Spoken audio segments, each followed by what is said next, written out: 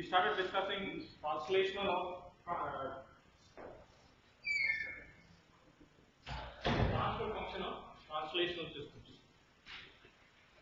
And we looked at three basic entities, correct? Today what we are going to do is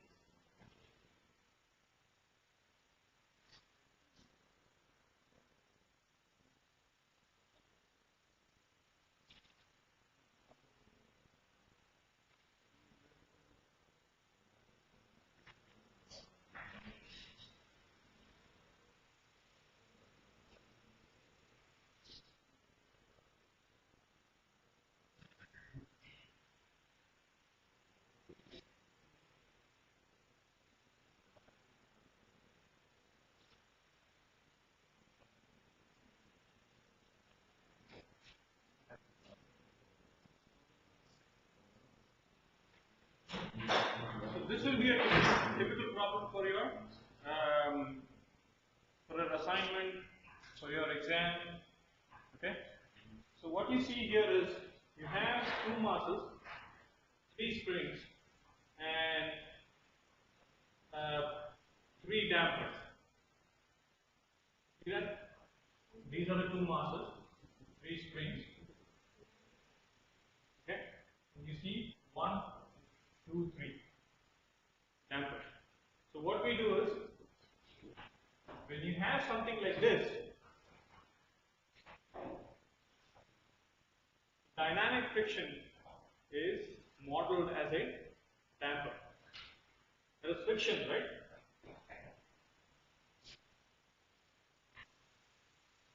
If your applied force is this, and you have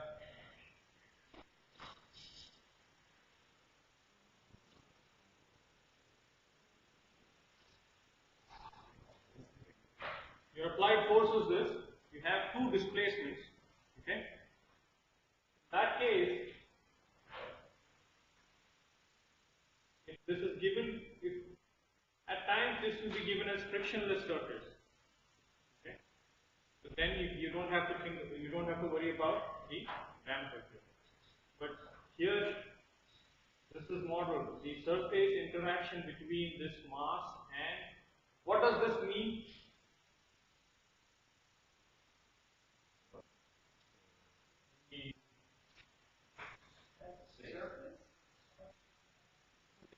It's fixed, right? So what you're trying to do here is, you're trying to understand the input-output relationship. The system is this, the system is confined in this fixed space. Okay? You're going to apply a force. When you apply a force, which is the input, what is the displacement? That is what you're trying to understand. Input-output relationship. You're trying to model that. Okay? How do you go about modeling this? you use your basic, the three entities we discussed last class.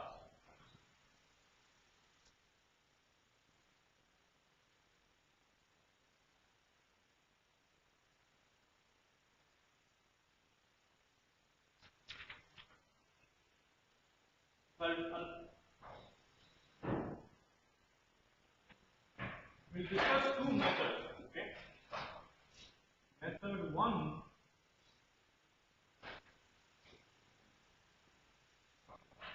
this is a more conventional method. So in this method, what you do is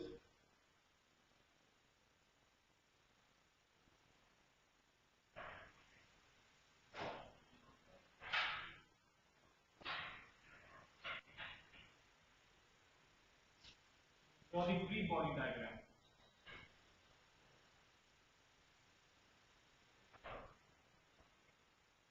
One.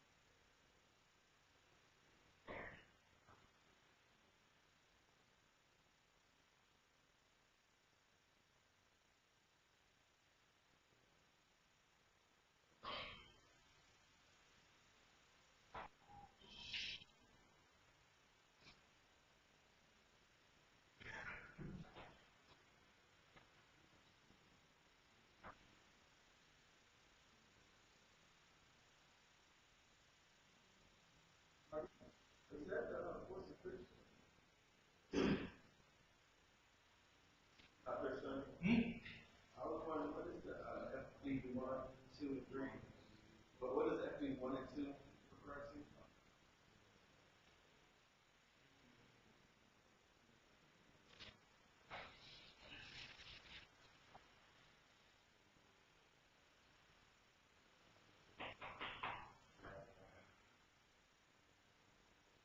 You remember what we discussed last class? Yeah. What were the three components? Spring mass. Spring mass, time persistence. You see this one? Yeah, that one look 1 and 2. Yeah. Exactly. So that's what I told you. The friction is modeled as a damper. Yeah, so that's Clear? Okay. So try to pay attention, because you should take notes, but you should also pay attention when something is being said. That is important, because otherwise you lose the context and won't be able to figure out. So this is modeled as a damper. The friction between the mass and the fixed surface. When this moves, what happens? It can either be a frictionless surface or it can have friction. So how do we model friction? We model the friction as a damper. Got it? Make sense? Yes. So now you look at this. This is the free body diagram for mass M1. Alright, how do you do this? You have mass M1. You applied. Now, remember we talked about impedances for each element, right? So what is the impedance for K? Just K, K1, right? For M1 it is M1 S square. For this one it is FV1 S. For this it is K2S, FV3S. When you are given this, the first thing you should do is, when you redraw the diagrams, yes? You said K1 is K. K1. K2. K1 is K1. K2 is K2. These are the spring constants, just that. When you redraw, the first thing you should do is, in your assignment or in your exam, redraw this block diagram. Redraw the block diagram and write the impedances.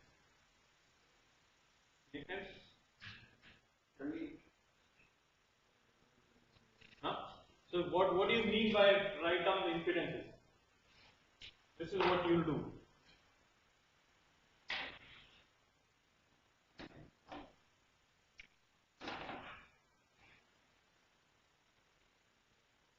These are what you write down. K1, M1 S square, F V3 S, V3 S, M2 square,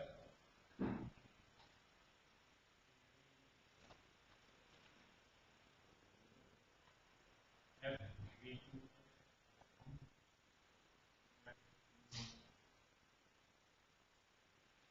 Got it? So this is what you're going to write down when you're given this thing. You can ignore the thing. And then now we talk about there is applied force. So what will f of t become? F of s. X1 of t would become x1 of s. X2 of t would become x2 of s. I'm just wondering why, so you have K1 alone, then you have K2S. Just K2. Okay? K1, K2, K3, M1S square, M2S square, F. There are only three terms when we discuss translational mechanical systems. There is a spring, which is just a constant. There is a damper, damping coefficient into S square, into S. And mass into the mass value into S square. Only three components, there is nothing else. The force would be F of t would be equal to F of S. Displacement, whatever displacement, x1 of t would become function of S, x1 of t. Okay? So when you draw the free body diagram, all you need to do is you need to alright, let's discuss this. So you have, this is, you concentrate on masses. Okay, you draw the free body diagram for each mass. How many more mass elements are there? You draw the free body diagram for each mass. So mass 1, okay, you have this applied force. And this is the force.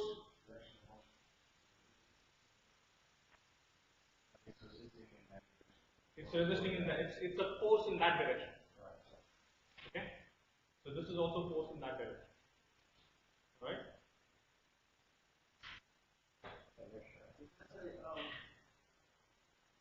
That F of S. oh, okay, that's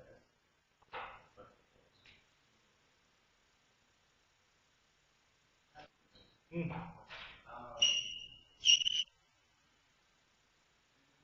Where is the FV1? Okay, I get that. So it's one negative. So one S squared. So think about this. When you apply that force in this direction, this spring will apply force in that direction. That is this one. This will apply force in that direction. That is this one. This will apply force in that direction. That is this one. This will apply force in that direction. Okay.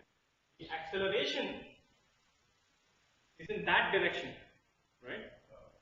But how do you, when you apply your Newton's law, this is all Newton's laws, Newton's second law. The acceleration has to come on the other side, right? So if you have F equal to ma, right? Or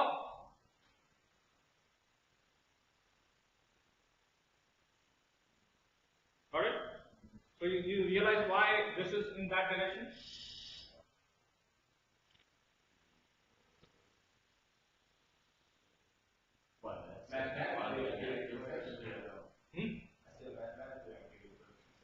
This is just mathematically. So conceptually, when you just see, if I put it like this, I say acceleration is in that direction. All you need to do is do this, and you put it in that direction. Okay. You say if acceleration was in that direction, change it to the direction of acceleration. Yeah, if you think about it as an acceleration, it will just go in that direction.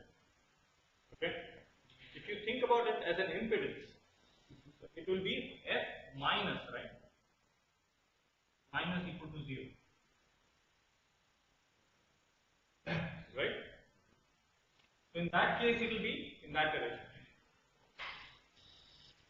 No? Honestly, I was thinking in my head like just check it. Right. You get used to it. This is the only term which will be in the opposite direction. The acceleration. If you look at it as an impedance, it's in the other direction. If you look at it as an acceleration, in that direction. So if you had it as an acceleration term, you put it in that direction, you use F equal to ma, you have it in that direction. Okay? It's no big, it's just a practice. If you practice it, it will. Now, what happens to this? See, when you push this, there is going to be some displacement in x1 direction, right? There is going to be displacement in x2 direction as well, right? All of this is not a perfect spring, so there will be some displacement in x2 direction. Now, whatever x2 will have a negative effect on this one. You see, if you have a spring, if you just pull it, right, or if you push it, it will try to come back. But if you just keep pushing both directions, it will have no effect. See? So this accounts for that. Okay? The spring, these two elements, the common elements. Essentially what we are saying is the impact of this force, impact of this is due to these two elements is this minus this. This displacement minus this displacement. If this displacement and this displacement is the same, will this spring have any effect? It will not have any effect. So that is what we are trying to capture here. This displacement minus this displacement. Okay? So when you combine these two, you are going to get something like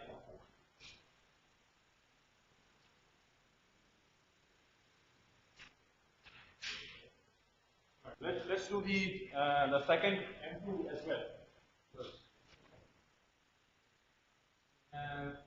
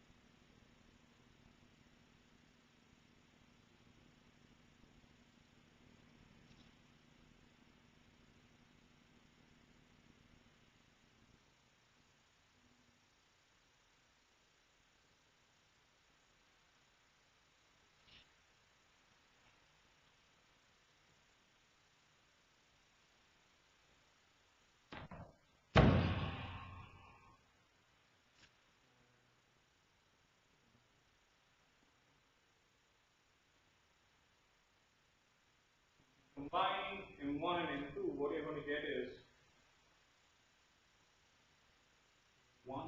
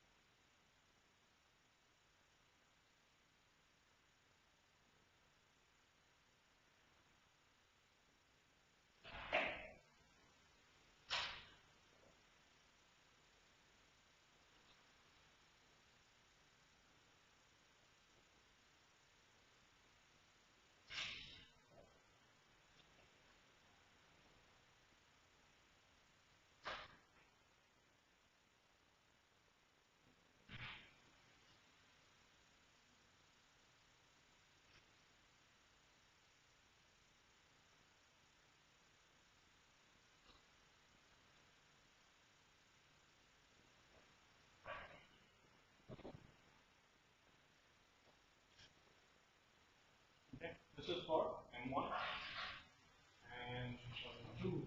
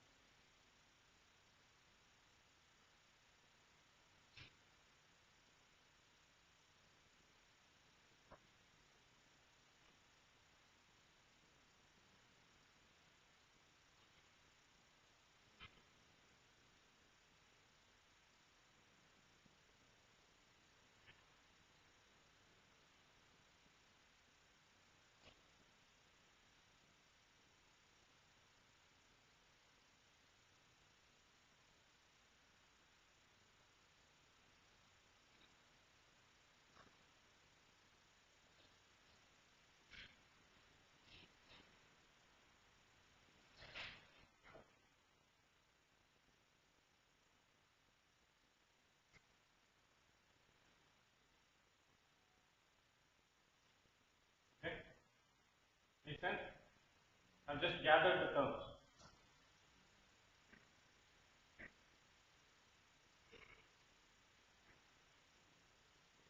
Okay, so how do you apply the end to the line movement? You know, because of the fact that one move two actually does have some interaction with one move. Just because right. I know everything will be opposite, right? With negative.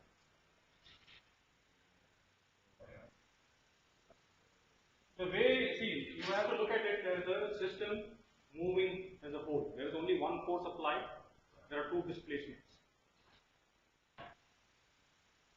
This is a method to break down that model, to get to that mathematical model or input-output relationship. How many inputs are there in the system? One input. How many outputs are there? Two outputs. What is the input? Huh? Applied force, right? And there are two outputs, x1 and x2. We want to determine the relationship between, what is our goal? Transfer function, right? So we want to determine the relationship between either x1 and f of s or x2 and f of s. Output or input. You have to take one output or input. For M1 and M2, we have F of V1. Are you missing the S right there? Or, yeah.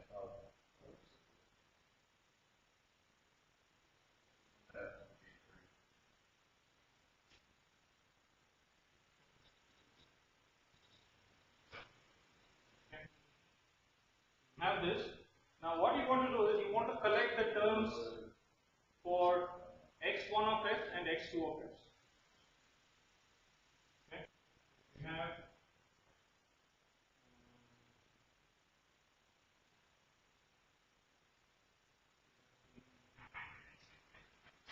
one of x and two of x.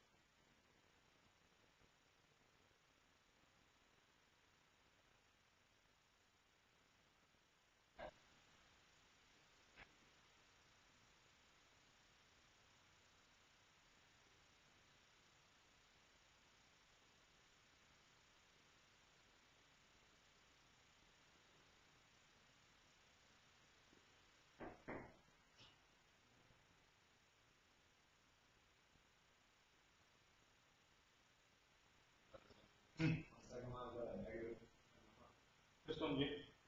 Yeah.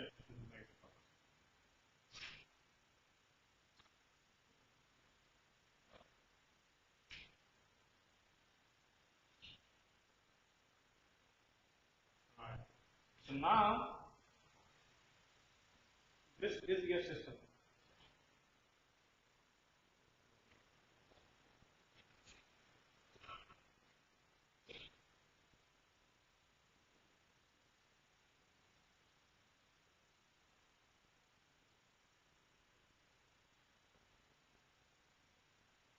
Our input-output relationship.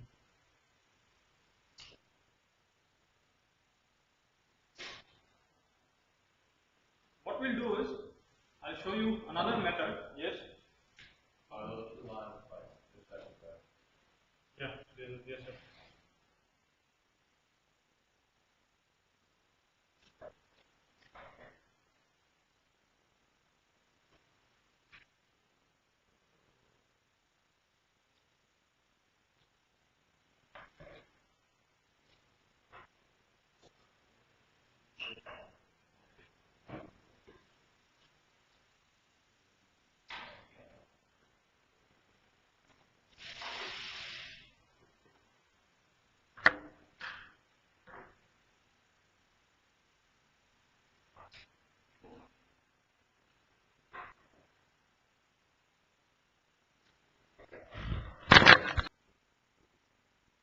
So you can do it this way.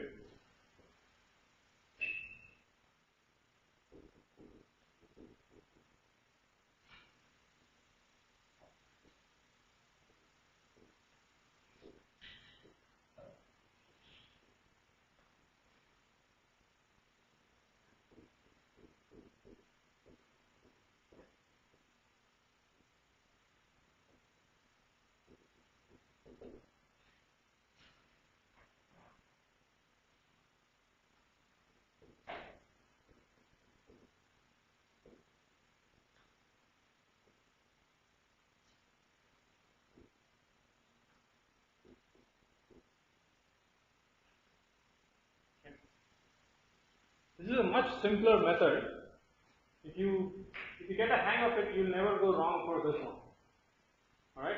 So what are the, look at the first one, sum of impedances connected to motion x1 of s. What are all connected to motion x1 of s? What else is connected to the motion? What are connected to motion? What are the impedances connected to motion x1 of s or mass m1? Right. So you do, tell me one at a time. K1 plus K2. The mass itself. Mass itself. So we'll start with the mass then. M1 S square.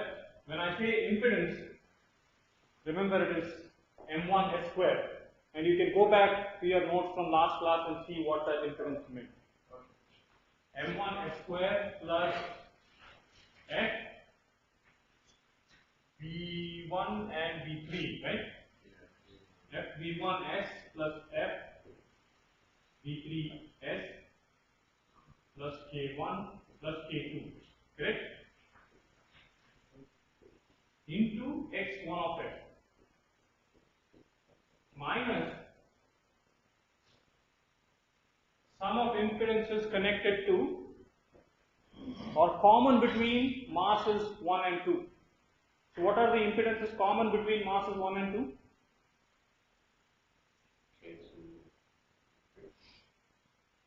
K3 is common? K2 and what? FV2. So you have FV3S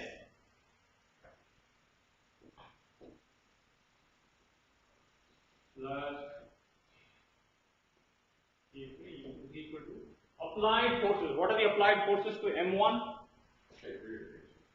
Applied forces? K2. Yeah. And what are the applied forces for M1? Huh? F of S. That's it. You can do it for mass 2 as well. So when you do mass 2, you just do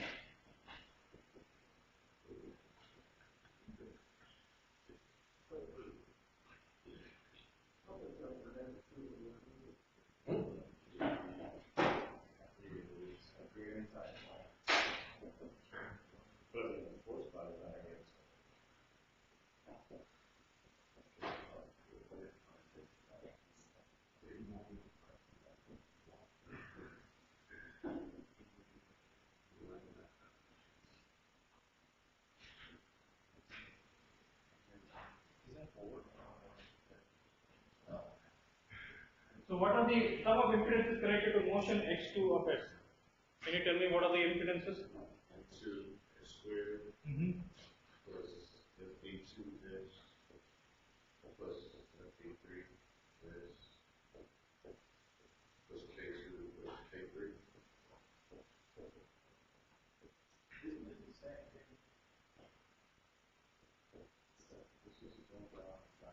So sum of impedances connected. What is the sum of the impedances common between x1 and x2? That's the same as that.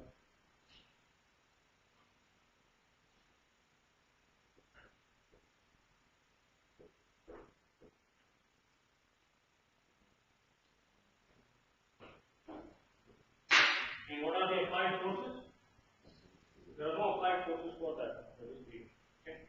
So you look at this equation, these two equations, and this equation. Is it the same?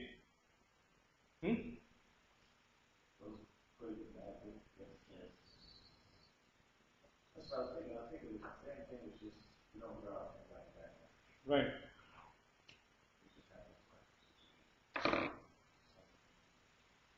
When you're with this method 2, you can solve any complex problem. Any complex problem in the textbook. This makes sense?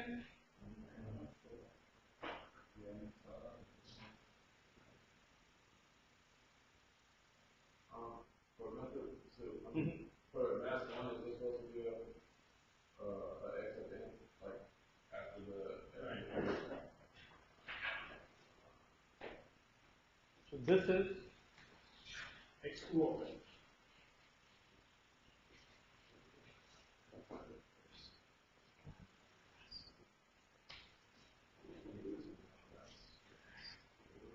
You have to keep an eye on these. Here this one is x2 of s, and here it is x1 of s. Okay. Now you have these. How do you develop the input-output relationship, or how do you develop the transfer function from this?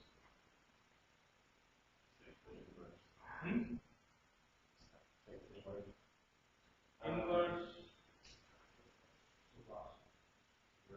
You have already taken the Laplace. There is not a Laplace transform.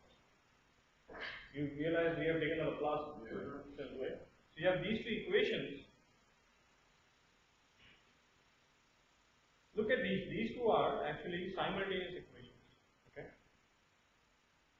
All these are known quantities. You will not be asked to figure out K1, M1, M2, K3. Those are known quantities. Those are constant, right? Your goal is, given a input f of t or f of s, how does the system respond? Which means, what is x1 or x2? So you need to figure out the relationship. When we say this, the goal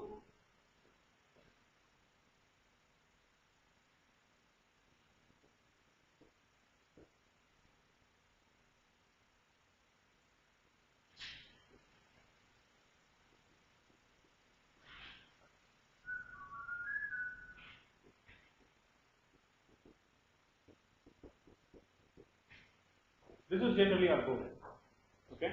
If you get this relationship, right, and if you are given f of s, if f of s is an input, step input, then you can figure out the relationship. So what you need to do here is, you need to learn how to apply Cramer's rule. You remember Cramer's rule? Yeah. I remember hearing about it. You take constants, make a matrix. Correct. Solve the matrix. And then D1, well, you take the determinant of 1, they divide by the f of s to 0. But do you understand? We'll discuss Cramer's rule in next class, but do you understand this part? Huh? Yes. Do you understand why we are doing this? I'm sure you understand how to do it. But do you understand why we are doing this? Output, what our output is regarding our output. Say it again. What we're trying to find out what our output is with respect to our input. Correct. we first want to figure out the input-output relationship. I told you our goal is to figure out input-output relationship. Okay, so when we say, remember we said we'll learn how to develop the mathematical model.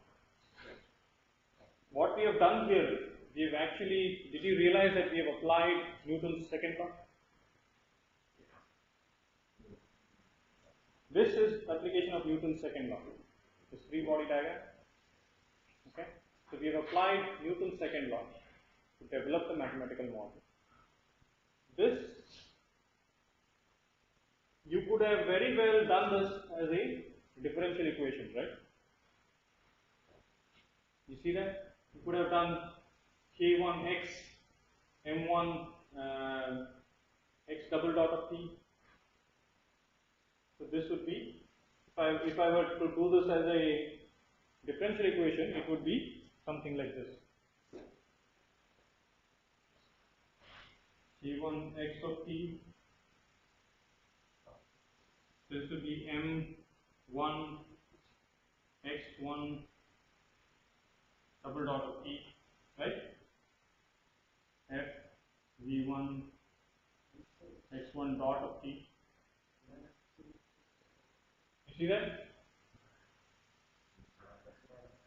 And if you had written that, and if you just write this again, you'll end up with a set of differential equations.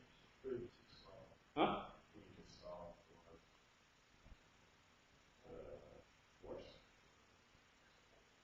No. Why would you solve for force? That's what I'm trying to tell you. Force is input. Input is always given.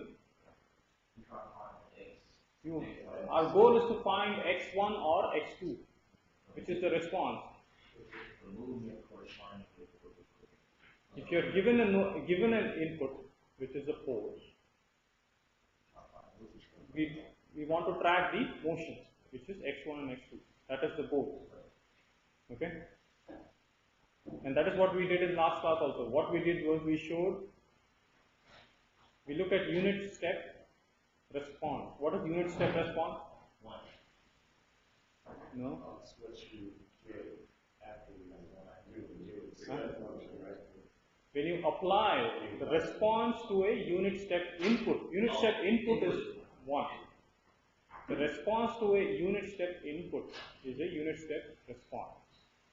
Okay? If you want a lot of your discussion is to figure out response, right? So what do you want when you apply control systems? What are you looking at? What is the bottom line? Bottom line is when you apply a control system, you are applying to get a desired response. You desire a response, a particular response, right? So the input is known. Input is something you are applying yourself. For that known input, you want to figure out what is the response. So this is, to figure out what the response is, you need to first figure out what the system is. Mathematically what the system is. And this is the system. Okay, this is, the transfer function is a, what is the transfer function? This shows the relationship between input and output. Right. Transfer function is defined as the ratio of output over input. Okay. But it's nothing but it explains the relationship between input and output of a system in terms of Laplace transform. You are used to doing differential equations on this. We are going to do Laplace transform instead of differential equations. That's it.